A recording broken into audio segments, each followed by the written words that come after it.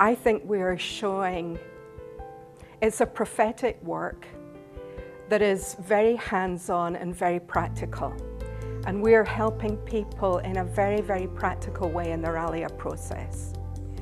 And we're seeing at the same time prophecy unfold, and we're able to explain to them that they are part of something that their God, who most of them don't recognize, that their God talked about hundreds, thousands of years ago in the scriptures. For most of the Jews in the Soviet Union, which is where I'm most familiar with, it's a very complicated, or can be a very complicated process. Many of the Jews in the former Soviet Union countries, mostly because of the Second World War or previous persecution, hid their Jewish identities. That was fine for a season, but then when they have to prove that Jewish identity, it can be very complicated to do it. There can be, they don't know where to find the records. Maybe the archives where the records were stored were burned down. That has happened many times. Or people were moved, evacuated from, for example, Ukraine out to Kazakhstan, and then their records are in the wrong country. And it can be very difficult to get hold of these records. They have to prove their Jewish roots to the satisfaction of an Israeli consul. So often they know they're Jewish, but they don't know how to prove that they're Jewish. And our teams have really become expert in being able to trace that Jewish lineage, not through the most well-known routes, but through sort of more obscure ways, and kind of build that Jewish profile. They also have to get a lot of permissions, and every one of these permissions they have to pay for, and they are also time limited. So they can run out within 3 months and then they have to start that again. But for example, if parents are divorced and the father went off from Ukraine, maybe to Russia, they don't know where he is. How do they get his permission if they can't even find him? We had one lady who abandoned her children when they were toddlers, and she actually went off to Israel. Nobody knew where she was, and yet we had to get her permission before her children could leave. And it took 10 years to find that woman. And that kind of story happens again and again and again. When I first began to understand about this was back in the 1980s, when the Jews weren't able to leave the Soviet Union countries. And I had read a book that talked about the Jews coming back, and my reaction then was, I didn't know whether this book was crazy or whether it was something of God. And I asked the Lord to show me if this was true. I asked him two things: to show me from his word, and to show me if it was true what he wanted me to do. It's kind of dangerous prayer to pray, but there we are.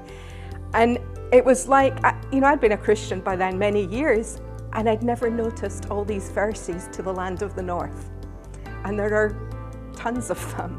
And it seems like the land of the north is a key to the other nations. And we've now had over 20 years where Jews have been returning from the lands of the north. If you draw a line due north from Israel, you go through Ukraine and go to Russia, and there isn't anything further on.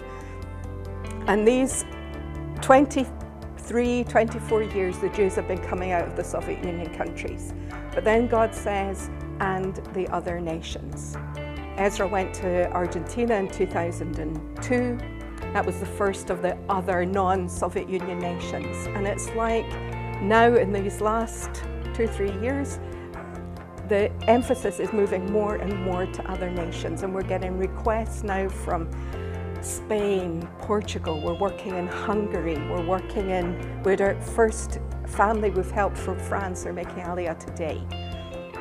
More and more requests from wider and wider countries, and yet the Aliyah is still going on from the former Soviet Union countries. There are a lot of ways to help and support a ministry like Ezra International. There's very clear biblical mandates for what Gentiles are expected to do. And the first one is Jeremiah 31:10, where God calls the nations to pray, to proclaim that he who scattered Israel will gather them again and watch over his flock like a shepherd. And everybody can proclaim that verse. It's not difficult, it's not demanding, we can all do it. The mandate for the Gentiles from Isaiah 49:22 is a mandate to bring and carry, which is exactly what we're doing. We're carrying them, we're physically helping them paying passports, paying small debts on their utilities, helping to pay trips to the Israeli consul, transport to the airport. It's practical, hands-on, bringing and carrying Jewish people home. And there's a nice verse in Romans 15:27, which isn't very often preached on, but it says if we have received spiritual blessings from the Jews, which we all have, our Savior is Jewish, then we owe it to them to give our financial reward, if you like, financial blessing. So one of the ways we can bless the Aliyah, bless the Jewish people, is using our finances in recognition of our heritage in them. Simple answer, God called me. I've been doing this for 23 years full time. I don't see any concept of retirement in the scriptures, so I guess I'll be doing it for a bit longer. It has my heart. And these people that we help also have my heart, because you see the difficulties they have. So many of them say, we could not have done this without your help. We couldn't have done it, or it would have taken us 2, 3, 4, or 5 years longer. So we're doing something. God's doing the Aliyah. We're not doing it. You know, we haven't come up with the idea. They would be coming without our help, but we're making that process a million times easier for them. And we're having the opportunity to show Christian love to people who have a huge history of feeling that Christians are against them, that the Christians have caused all their problems. But we're able to love them, carry their bags, just stand with them in the whole process. And it's breaking down centuries of barriers of hostility. I think it's something we can't ignore.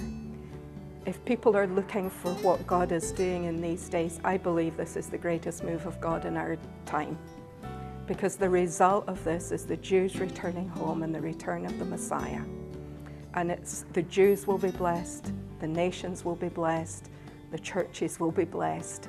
And if we want to be part of what God is doing, we have to be involved in some way in this.